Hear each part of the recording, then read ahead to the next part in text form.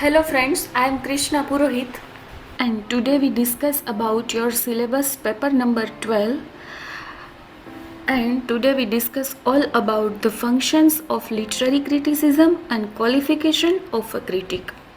કે જે literary criticism તમને ભણવામાં આવ્યું છે તો એના ફંક્શન્સ ઇટ મીન્સ કે એના કાર્યો ક્યાં ક્યાં છે and qualification of a critic અને જે ક્રિટિક બન્યો છે જે આલોચનાકાર છે બરાબર એની કઈ કઈ ક્વોલિફિકેશન હોવી જોઈએ એના વિશે આપણે અહીંયા અત્યારે આ ક્વેશ્ચનમાં ચર્ચા કરશું.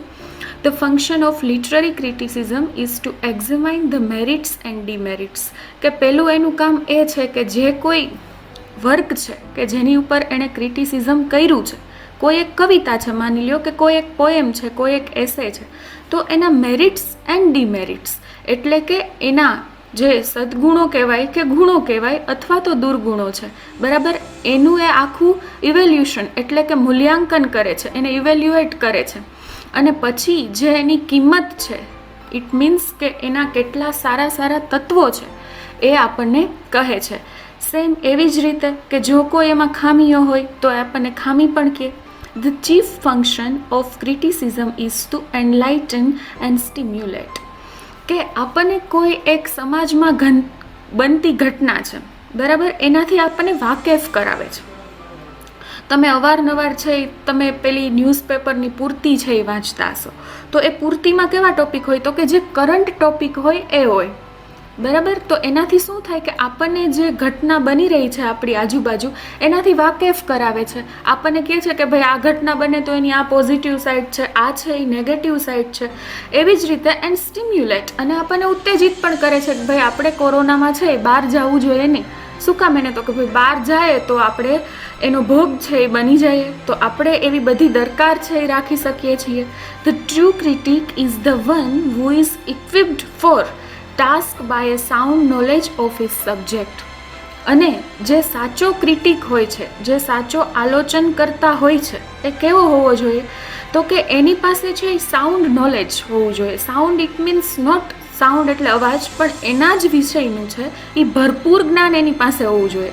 તમે કોઈ વસ્તુ છે એનું તમે આલોચના કરો છો બરાબર તો તમારી પાસે એનું વ્યક્તિગત જ્ઞાન હોવું જોઈએ, બાકી તો તમને દુનિયામાં ગમે તે વ્યક્તિ ખોટા પાડી શકે. એટલે એની પહેલી જ ક્વોલિટી છે ને એ હોવી જોઈએ કે જેના ઉપર આલોચના કરે છે, જેની પર એનું ક્રિટિસિઝમ થાય છે એની પાસે એનું A to Z નોલેજ હોવું જોઈએ. The true critic can discover the qualities of power beauty. કે જે સાચો ક્રિટિક હોય ને એ પાવર ઇટ મીન્સ કે અહીંયા સત્તાના રૂપે કે પછી એનો કોઈ એવો મોરલ સપોર્ટ છે એ જાણી શકે. બ્યુટી ઇટ મીન્સ કે એની સુંદરતા રહેલી છે એ જાણી શકે. અહીંયા આપણે લિટરેચરના સંદર્ભમાં લઈએ છીએ તો કવિ છે એ તો કવિતા રચી દે બરાબર પણ જે એનું ડિસ્ક્રિપ્શન આપણને આપે એ વ્યક્તિ કેવો હોવો જોઈએ તો કે એની પોતાની ખુદની નજર એટલી સુંદર હોવી જોઈએ કે જે તે વ્યક્તિએ પોએટ્રી ક્રિએટ કરી છે એ આપણને એના જ અર્થમાં સમજાવી શકે.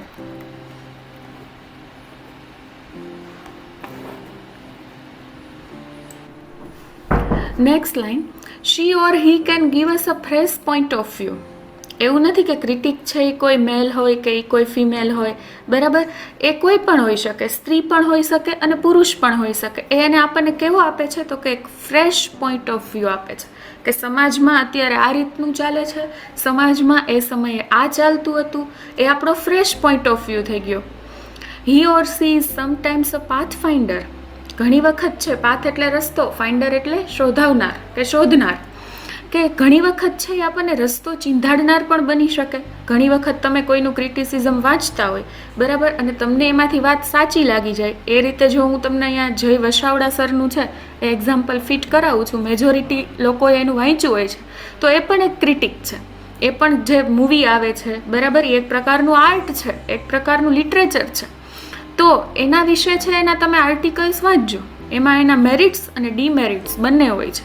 તો એમાંથી તમને કોઈ વાત એવી સારી લાગે, એનું કોઈ વર્ણન છે એ તમે વાંચો, એમાંથી તમને કોઈ વાત એવી સારી લાગે તો એ તમારા પાથ ફાઇન્ડર બની શકે.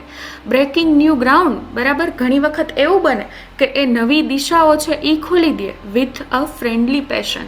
અને એ પણ કેવી રીતે, તો કે બહુ જ મળતાવડી રીતે છે એ તમને બધી વસ્તુમાં ભેળવી દે. As such the primary functions of literary criticism are interpretation and judgement. Primary જે એના ફંક્શન્સ છે, બરાબર, જે પ્રાથમિક કાર્યો છે ક્રિટિસિઝમના, એ શું છે, તો કે interpretation. Interpretation it means not only translation, પણ એનો જે કહેવાનો ભાવાર્થ છે એ તમારા સુધી પહોંચાડે. ટ્રાન્સલેશન ઇટ મીન્સ ભાષાંતર કરવું, but interpretation means not that. જે તે વ્યક્તિએ લખ્યું છે એનું ક્રિટિસિઝમ કરી અને તમારી પાસે એનો ભાવાર્થ પહોંચાડે. એન્ડ ધ જજમેન્ટ, અને એનું જે ફાઇનલ જજમેન્ટ હોય, એનો જે એમ હોય એ તમારા સુધી પહોંચાડે. Another important factor to notice that the view of criticism is directly related to the critics on intellectual philosophy.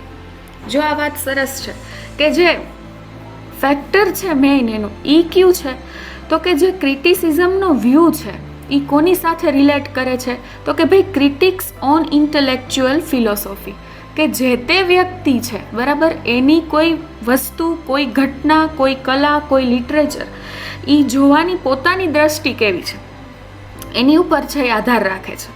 એટલે એવું નથી કે જે ક્રિટિસાઇઝ કર્યું એ બધું સાચું જ છે, કેમ કે એ કોઈ પણ એક વ્યક્તિના મનની ફિલોસોફી છે, ઓર આઉટલુક ઓફ લાઈફ, અને એની જિંદગીનો દ્રષ્ટિકોણ છે. આપણો એવો ન પણ હોય, એટલે એવું જરૂરી નથી કે જે એમાં કીધું હોય એ સાચું હોય, એ જે તે વ્યક્તિના મનનું છે. It is determined by the likes, dislikes and the prejudices. એ કોના દ્વારા નક્કી થાય છે, તો કે એ જે આલોચનાકાર છે, બરાબર, એની લાઇક્સ કેવા છે, ડિસલાઇક્સ કેવા છે, અને એના પૂર્વગ્રહો પણ હોય છે. તમને ઘણા હોય છે ને કે ભાઈ હાલો આવી રીતનું છે, બરાબર, તો ત્યાં ન જવાય. શું કામ? એને તો કે અમદાવાદમાં જઈએ ભણવા તો આપણી સિક્યુરિટી નથી. હકીકતમાં એ તમારો પૂર્વગ્રહ છે જે તમે માની લીધું છે. હકીકત એવી હોતી નથી. તો જે કોઈ ટીકાકાર છે, આલોચનાકાર છે, એના પણ અમુક પૂર્વગ્રહો હોઈ શકે છે. And this is equally shaped by the socio political sensibilities. અને આ બધા કેવી રીતે ઇક્વલી શેપ્ડ, ઇટ મીન્સ કે બધાને સરખી રીતે જ આકાર આપવામાં આવે છે. કેના દ્વારા? તો કે સોશિયો પોલિટિકલ સેન્સિબિલિટીઝ, કે એ સમયની જે સામાજિક અને રાજકીય સ્થિતિ હતી, બરાબર, એની એના ઉપર અસર છે એ પડે છે. કોઈ પણ વ્યક્તિ ઉપર સામાજિક અને રાજકીય સ્થિતિની અસર હોય છે એના વિચાર ઉપર. એટલે જ તમે જુઓ કે વિદેશમાં વસતા વ્યક્તિઓ છે તો એની મેન્ટાલિટી આપણાથી અલગ હોય, આપણી એનાથી અલગ હોય. વેસ્ટર્ન કલ્ચર, ઈસ્ટર્ન કલ્ચર, શું કામ? એને તો કે બેની સોશિયો પોલિટિકલ સેન્સિબિલિટીઝ છે એ અલગ અલગ છે. અને એ કેના ઉપર હોય? તો કે ક્રિટિક્સ એન્વાયરમેન્ટ. જે પર્યાવરણમાં જે વ્યક્તિ રહ્યો હોય, મોટો થયો હોય, એ પર્યાવરણની એના ઉપર અસર હોય છે. Critical theories are shaped by the spirit of the age. અને જે આ બધી ક્રિટિકલ થિયરી છે એ જે અમુક સમયગાળો વીતતો ગયો એના સ્પિરિટ, ઇટ મીન્સ ઉત્સાહ, પણ એ વખતનું જીવન એના ઉપર છે આધારિત હોય છે.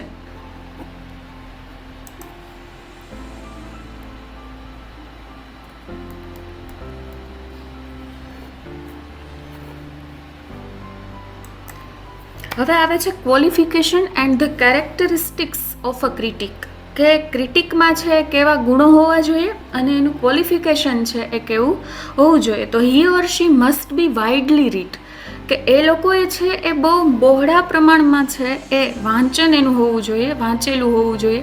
તો એ નક્કી કરી શકે કે દુનિયામાં આ ચાલે છે, આ નહીં. એમ બે ચોપડી વાંચીને કોઈ ક્રિટિક નહીં થઈ જાય. એનું વાઇડલી રીડિંગ છે હોવું જોઈએ. બહુ ઝાઝા પુસ્તકો, બહુ ઝાઝા આર્ટિકલ્સ એણે વાંચેલા હોવા જોઈએ. He or she must have a rare and unique sense of judgement, કે એની પાસે છે રેર એટલે બહુ ઓછી જોવા મળતી, અને યુનિક એટલે કોઈ પાસે પણ ના હોય એવી સેન્સ ઓફ જજમેન્ટ હોવી જોઈએ. કે કોઈ વસ્તુ કે કોઈ ઘટના બને છે તો ડાયરેક્ટ એના મનમાં આપણે વિચારીએ એનાથી અલગ વિચાર આવે. એની જજમેન્ટની જે સેન્સ છે એ બહુ અલગ હોવી જોઈએ.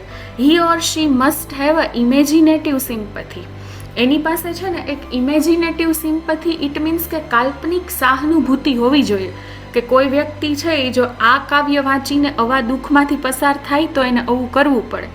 સિમ્પથી છે એની એવી હોવી જોઈએ. He must rise above all personal, religious, national, political or literary so as to be objective, કે એ બધાથી રાઇઝ ઇટ મીન્સ ઊભું નહીં, બધાથી અલગ હોવો જોઈએ.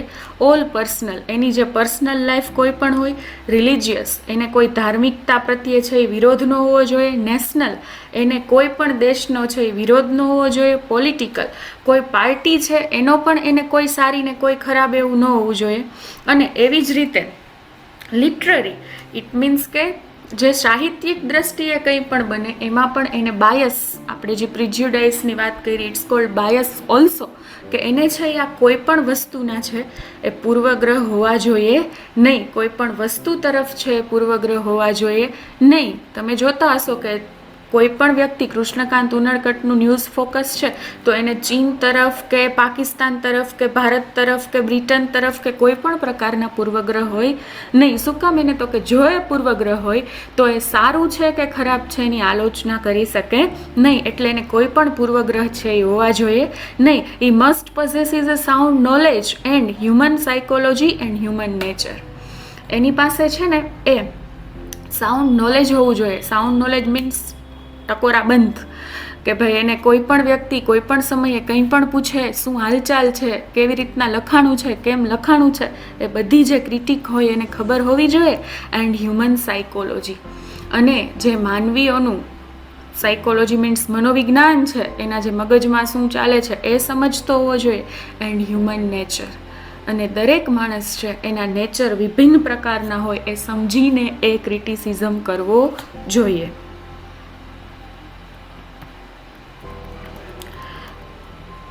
The critic must have philosophical mind. કોઈ પણ જે ટીકાકાર છે એની પાસે ફિલોસોફિકલ માઇન્ડ છે એ હોવો જોઈએ, તત્વચિંતક જેવો હોવો જોઈએ, કે જે છેલ્લે સુધી પહોંચી જાય વિચારવામાં ને વિચારવામાં. બે વિચાર આવ્યા મૂકી દે, બે વિચાર આવ્યા લખી નાખે, એવું નહીં. વિચારોની ચેઇન બનાવીને ચાલે એવો ફિલોસોફિકલ માઇન્ડ છે હોવો જોઈએ. The critic must get at the mind of the author.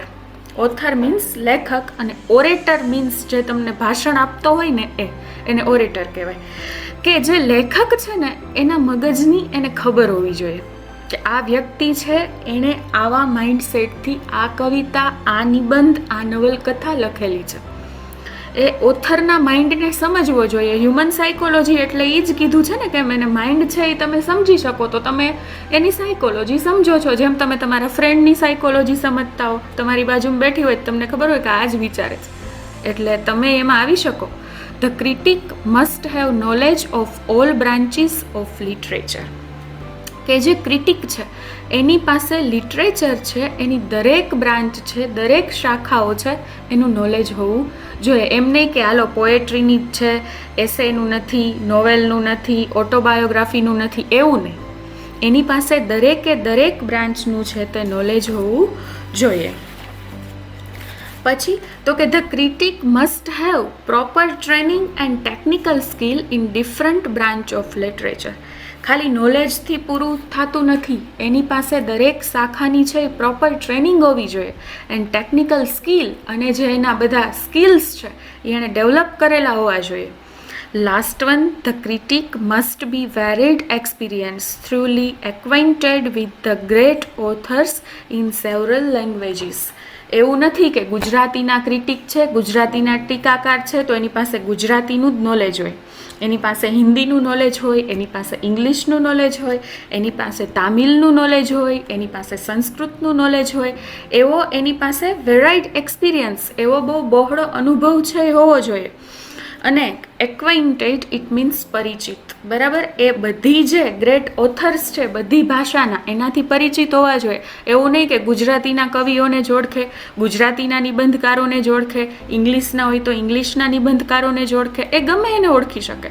એટલે જે ગ્રેટ ઓથર્સ છે કોઈ પણ લેંગ્વેજના, બરાબર, એને એ ઓળખવા જોઈએ. આ હતી આખું જે ક્રિટિસિઝમ છે એનો ઉદ્દેશ્ય શું છે, અને જે ક્રિટિસાઇઝ કરે છે એ વ્યક્તિ કેવો હોવો જોઈએ, તો આપણે એની ઉપર ભરોસો મૂકી શકીએ. આઈ હોપ તમને બધાને સમજાઈ ગયું હશે. છતાં પણ કંઈ ક્વેરી હોય તો personally message me. I will introduce the hall thing towards you. Thank you guys.